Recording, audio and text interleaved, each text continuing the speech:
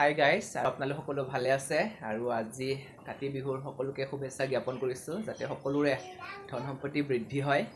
আৰু এতিয়া মই যিহেতু মোৰ ঘৰৰ মন্দিৰতে আছোঁ, এতিয়া যিটো আমাৰ অসমৰ জাতীয় উৎসৱ বিহু আৰু বিহু তিনিটাৰে আমাৰ অন্যতম এটা বিহু হৈছে কাতি বিহু। সেয়েহে আমাৰ কাতি বিহুৰ অন্য এটা নাম হৈছে আমাৰ কঙালী বিহু। কঙালী হয় যিহেতু আমাৰ এই সময়খিনিত এতিয়া আমাৰ পথাৰৰ ধান কিছুমান ঠাইত পকিছে, কিছুমান ঠাইত পকা নাই, ভঁৰালত ধান চপাবৰ এতিয়ালৈকে হোৱা নাই, কাটি গৈ যায়। তো সেইকাৰণে ভাবোঁ খুব টকা পইচাৰ নাটনি হয়। তো সেইকাৰণে কাতি বিহু কঙালী বুলি কোৱা হয়। মই যিমানখিনি পাৰিছোঁ আপোনালোকক বুজাইছোঁ, মই বুজাখিনিৰে, আৰু তাতে দেখুৱাম গোটেই ঘৰৰ পূজাৰ পৰিৱেশটো দেখুৱাম আৰু লগতে আপোনালোক পথাৰৰ পৰিৱেশটো দেখুৱাম, যিহেতু পথাৰত আকাশ বন্তি জ্বলোৱা হ'ব। তো দেখুৱাই গৈ থাকিম মই কি কৰোঁ। মই এতিয়া পূজাৰ পৰিৱেশ দেখুৱাম, কি কৰিছোঁ, তাৰপিছত আপোনালোকক পথাৰৰ পৰিৱেশ দেখুৱাম। ঠিক আছে, চাই গৈ থাকক। আৰু এয়া গোটেই একদম প্ৰসাদ চাওক। এয়া হৈছে আনাৰস, আৰু এয়া হৈছে ৰবাব টেঙা, আৰু এয়া হৈছে কমলা, আৰু এয়া কল, আৰু এয়া হৈছে আপেল, আৰু এয়া হৈছে মৌচুমী টেঙা, আৰু আপোনাৰ এয়া হৈছে আঙ্গুৰ। ঠিক আছে, তো মই দেখুৱাইছোঁ আপোনালোকক। আৰু চাওক মাহ প্ৰসাদ খুব ধুনীয়াকৈ মোৰ পূৰা ৰেডি কৰিছোঁ, আৰু গোটেইখিনি একদম মই অকলে কৰিছোঁ, তো আপোনালোকক দেখুওৱা নহ'ল। আৰু এইখিনি চাওক, এইখিনি আপোনালোকে চাওক, খুব ধুনীয়াকৈ মানে সৰু সৰুকৈ আপেল, সৰু সৰুকৈ কল টুকুৰা কৰা হৈছে। এয়া তাৰমানে বেৰত দিয়া হ'ব। এয়া কল ডিঙৰা বুলি কয়, কলৰ সৰুকৈ টুকুৰা কাটি তাতে শলা চাকিৰ লগত এয়া দিয়া হ'ব। ঠিক আছে, এয়াও দেখুৱালোঁ আপোনালোকক, আৰু মই কি কৰি আছোঁ দেখুৱাই গৈ আছোঁ। ঠিক আছে, চাই গৈ থাকক। আৰু গাইজ চাওক, এয়া চাওক, খুব ধুনীয়াকৈ এয়া কলৰ সৰু সৰুকৈ দনা শলা চাকি বনোৱা হৈছে, যিহেতু ইয়াতে দিয়া হ'ব আজিৰ শলা। আৰু তেনেকৈ খুব এটা ইণ্টাৰেষ্টিং কথা, আৰু এয়া হৈছে ঔটেঙাৰ ফুল, এয়াতো দিয়া হ'ব। আপোনালোকক দেখুৱাইছোঁ মই, ঔটেঙাৰ ফুল ইয়াতেও দিয়া হ'ব। আৰু এয়া আছে মাটিৰ শলা চাকি, এয়াও আছে, তো ইয়াতেও দিয়া হ'ব। আৰু এয়া সৰু সৰুকৈ কুঁহিয়াৰ, সৰু সৰুকৈ তামোল, পাণ তেনেকৈ যোগাৰ কৰা হৈছে, যিহেতু শলা চাকিৰ লগত একেলগে দিয়া হ'ব এই আপোনাৰ ঔটেঙাৰ ফুলত, সেইটোৱে। আৰু এয়া হৈছে কুঁহিয়াৰ, আৰু কি কৰোঁ আপোনালোকক দেখুৱাই গৈ আছোঁ। এয়া কলৰ ডিঙৰা বুলি ক'ব এয়া। তো ইয়াতে আজি দিয়া হ'ব কলৰ চাকি, সেইটো ইয়াতে ধুনীয়াকৈ দিয়া হৈছে, মণ্ডপত দিয়া হৈছে। যিটো পিঠা ইয়াতে দিয়া হৈছে, আৰু এতিয়া যোগাৰ কৰি আছোঁ। এতিয়া চাওক গাইজ, এয়া নঙলাৰ মুখত খুব ধুনীয়াকৈ সজাইছোঁ, চাওক। আৰু এতিয়া চাওক, একদম ঔটেঙাৰ ফুলত মানে তেল ঢালিলোঁ, আৰু এয়া মাহ প্ৰসাদ দিছোঁ তলত, আৰু এয়া মই ইয়াতে দিওঁ। ঠিক আছে,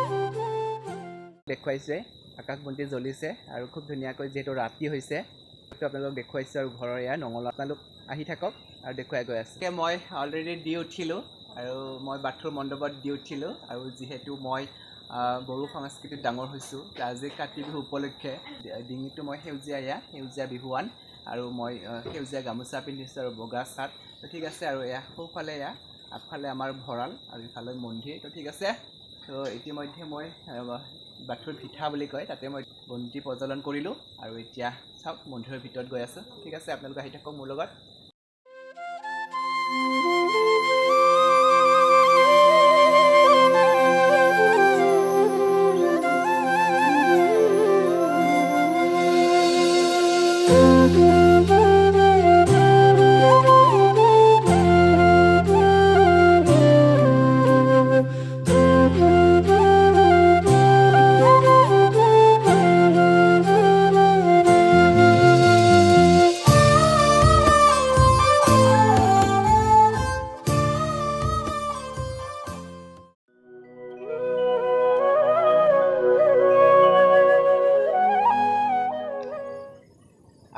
গাইজ যিহেতু মই ঘৰৰ পৰিৱেশখিনি দেখুৱাইছোঁ আপোনালোকক ঘৰৰ যিখিনি পূজাৰ পৰিৱেশ আৰু এতিয়া যিহেতু পথাৰত আহিছোঁ অকণমান গাঁও ফুৰোঁতে ঠিক আছে আপোনালোক আহি থাকক আৰু গাইজ যিহেতু এতিয়া কাতি বিহুৰ মই ঘৰৰ পৰিৱেশটো আপোনালোকক দেখুৱাইছোঁ আৰু এতিয়া আমি গোটেই মোৰ একদম সৰু সৰু বন্ধু তো আমি গোটেই এতিয়া গৈ আছোঁ পথাৰলৈ আৰু আজিৰ যিহেতু গৰখীয়াক বিশেষকৈ গৰখীয়াৰ পূজা হয় আজিৰ দিনটোত তো সেইটোৱে আমি এতিয়া মাহ প্ৰসাদ অলৰেডি পথাৰত দিয়া হৈ গ'ল আৰু এতিয়া আমি কি পাওঁ বিচাৰি গৈ আছোঁ আৰু গাইজ যিহেতু মই গাঁৱত আহিছোঁ আৰু আপোনালোকক দেখুৱাইছে ঘৰৰ মন্দিৰৰ পৰিৱেশ দেখুৱালোঁ আৰু এতিয়া মই গাঁৱত আহিছোঁ যিহেতু আৰু মোৰ লগত বাইদেউ আছে বাইদেউ অকণমান কাতি বিহুৰ বিষয়ে আপোনালোকক ক'ব তো আজিৰ উদ্দেশ্যটো কি আমাৰ কাতি বিহুটো আমাৰ অসমৰ কাৰণে খুবেই গৌৰৱপূৰ্ণ বিহু আমাৰ কাতি বিহুটোক যদিও কঙালী বিহু বুলি কয় তথাপি আমি অসমীয়াখিনিয়ে খুব আগ্ৰহেৰে পালন কৰোঁ আমাৰ বিশেষকৈ কৃষি প্ৰধান ৰাজ্য হিচাপে আমি কৃষিৰ লগত জড়িত গতিকে আমাৰ কাতি বিহুটো কৃষিৰ লগত জড়িত খেতিপথাৰ যাতে আমাৰ সকলোৰে নদন শস্যবিলাক যাতে আমাৰ সকলোৰে ভাল হয় তাৰে কামনা কৰি আমি ভগৱানক সেৱা জনাওঁ তুলসী তলত বন্তি জ্বলাওঁ লগতে পথাৰত চাকি জ্বলাওঁ শস্যবিলাক নদন ভদন হওক পথাৰত সেয়া কামনা কৰোঁ সকলোলৈ মোৰ বিহুৰ শুভেচ্ছা থাকিল ধন্যবাদ আৰু আপোনালোকক খুব ধুনীয়াকৈ বাইদেৱে যিখিনি জানে বুজাই দিছে আৰু মই যিখিনি সক্ষম আপোনালোকক দেখুৱাইছোঁ তো ঠিক আছে আৰু কি কৰোঁ চাই গৈ থাকক গাঁৱত আহিছোঁ যিহেতু এতিয়া মাহ প্ৰসাদ খাওঁ আৰু খোৱাৰ পৰিৱেশটো অকণমান দেখুৱাওঁ আপোনালোকক ইফালে চাইল্ড হিৰ' কি নাম তোমাৰ মোৰ নাম মানসজ্যোতি ৰাভা মানসজ্যোতি ৰাভা আৰু আপোনালোকে সকলোৱে আশীৰ্বাদ কৰিব আজি একেলগে আমি আৰু যিহেতু গৰখীয়াক পূজা হয় কাতি বিহু তো সেই হিচাপে আমি এতিয়া পথাৰত গৈ আছোঁ কিছুমান কি কৰি আছোঁ আপোনালোকে চাব ঠিক আছে একদম পূজা চূজা দি উঠিলে কি নাম তোমাৰ নামটো কোৱা নমস্কাৰ মোৰ নাম শ্ৰী তন্মী ৰাভা তো সকলোকে কৈছোঁ আপোনালোক সকলোৱে আৰু যিহেতু এতিয়া আমি কাতি বিহুৰ গাঁৱত আহিছোঁ যিহেতু মই গাঁও ফুৰিছোঁ ঘৰে ঘৰে গৈ আছোঁ মাহ প্ৰসাদ খাওঁ আৰু এতিয়া তাইকো খুব আপোনালোক সকলোৱে আশীৰ্বাদ কৰিব যাতে সদায় পঢ়া শুনাত আগুৱাই যাব পাৰে তো সেইটোৱে ঠিক আছে আৰু কি কৰোঁ আপোনালোক চাই গৈ থাকক এতিয়া আমি মাহ প্ৰসাদ গ্ৰহণ কৰোঁ এয়া গাইজ চাওক এয়া হৈছে ৰবাব টেঙা যিহেতু আজি ৰবাব টেঙাৰ আৰম্ভণি বুলি ক'ব লাগিব আজিৰ পৰা খোৱা আৰম্ভ হয় টেঙা আৰু যিহেতু কাতি বিহু আমাৰ কঙালী এতিয়া খুব মানুহৰ খুব কষ্ট তো এই সময়খিনিত যিহেতু ভঁৰালত ধান চপাবৰ এতিয়ালৈকে হোৱাই নাই সৌ যিহেতু ধান কিছু ঠাইত এতিয়া পকিছে তো সেই হিচাপে মানে ভঁৰালৰ ধান ইতিমধ্যে আহি পোৱা নাই তো সেইকাৰণে কি কৰা হয় ৰবাব টেঙাৰ এতিয়া আমি কমলাৰ ঠাইত ৰবাব টেঙা ব্যৱহাৰ কৰিছোঁ ঘৰতে পোৱা যায় আৰু লগতে কি হয় আমাৰ যিহেতু আমি মাটিৰ শলা চাকিৰ ঠাইত আমি এতিয়া কি কৰিছোঁ ঔটেঙাৰ খোল তো আমি তাতে চাকি জ্বলোৱা হৈছে আজিৰ দিনটোত তো সেইটোৱে কাৰণ যে বেৰখনতে পাওঁ ন আমি সেইখিনি বস্তুটো সেইটোৱেই তো সেইকাৰণে আপোনালোকক অকণমান জনালোঁ আৰু যিখিনি মই বুজি পাইছোঁ যিখিনি মই জানো সেইখিনিয়ে আৰু আপোনালোকে যিখিনিয়ে বুজি পায় বা আপোনালোকে জানিলে মোকো জনাব তো ঠিক আছে আৰু কি কৰোঁ চাই গৈ থাক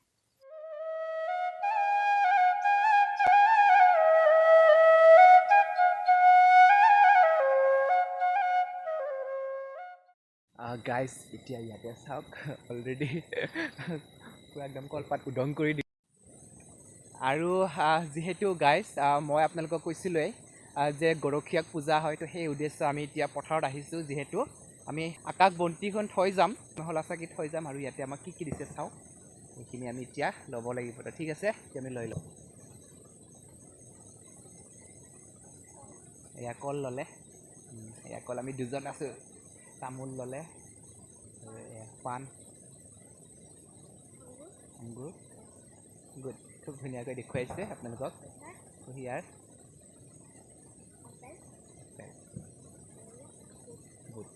বুট গোটেইখিনি লৈ লওঁ তো ঠিক আছে আপোনালোকে আহক আমাৰ লগত সকলোৱে আহক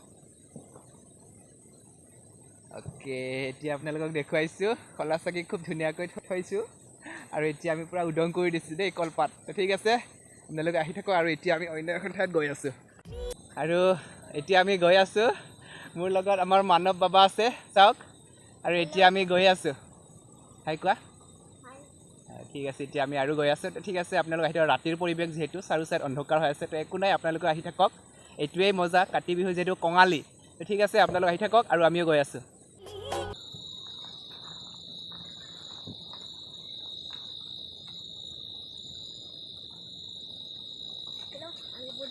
বুট লৈ ল'লোঁ ধুনীয়া পৰিৱেশটো ইমান ধুনীয়া আৰু আপোনালোক সকলোকে কৈছোঁ যাতে এনেকুৱা যিহেতু পোহৰ এই পোহৰে যাতে আপোনালোকৰ সকলোৰে আমাৰো বা মোৰো সকলোৰে যাতে জীৱন পোহৰাই তোলে তো তো তাৰে মোৰ কামনা আজি কাতি বিহুৰ উপলক্ষে সকলোকে। তো ঠিক আছে, আৰু কি কৰোঁ আপোনালোক, তো সকলোৰে যাতে জীৱনত সকলোৰে পোহৰাই তোলক সকলোৰে জীৱন, ভগৱানৰ মোৰ তাৰে প্ৰাৰ্থনা। আৰু ঠিক আছে, আৰু কি কৰোঁ দেখুৱাই গৈ আছোঁ। ঠিক আছে, আপোনালোক আহি থাকক।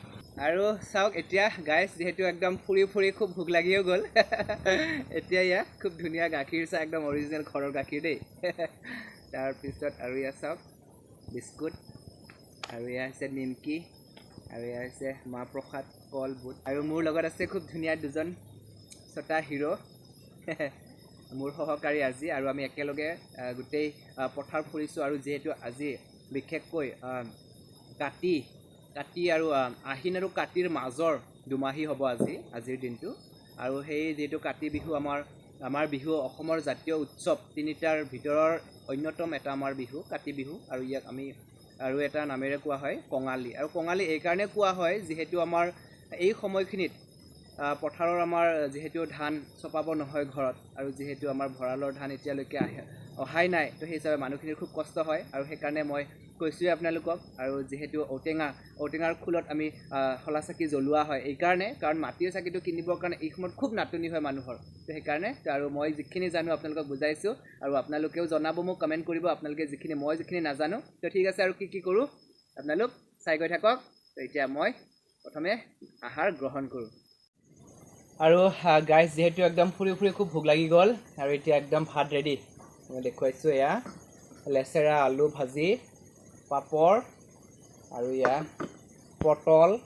পটল ফ্ৰাই, আৰু হৈছে বেঙেনা আলু চাটনি, আৰু এতিয়া ইফালে আছে চয়াবিন আলু, আৰু এইফালে আছে কণী, আৰু এইফালে আছে দালি। এতিয়া খাই লওঁ, আৰু আপোনালোকে আৰু কি কৰোঁ দেখুৱাই গৈ আছোঁ। ঠিক আছে, আৰু ইয়াৰ মোৰ লগত আছে একদম ছটা হিৰো একেলগে আজিৰ আলহী, একেলগে ফুৰিলোঁ আমি। ঠিক আছে, আপোনালোক সকলোৱে আশা কৰোঁ চাব, আৰু একদম স্কিপ নকৰিব, চাই গৈ থাকক। ধুনীয়া হৈছে, একদম ধুনীয়া। দালি খুব ধুনীয়া হৈছে, মই দেখুৱাইছোঁ এয়া একদম মজা।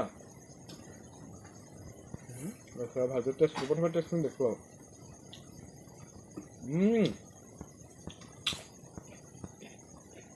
গোটেই 10 দিছোঁ। আৰু এয়া চাটনি খাইছ,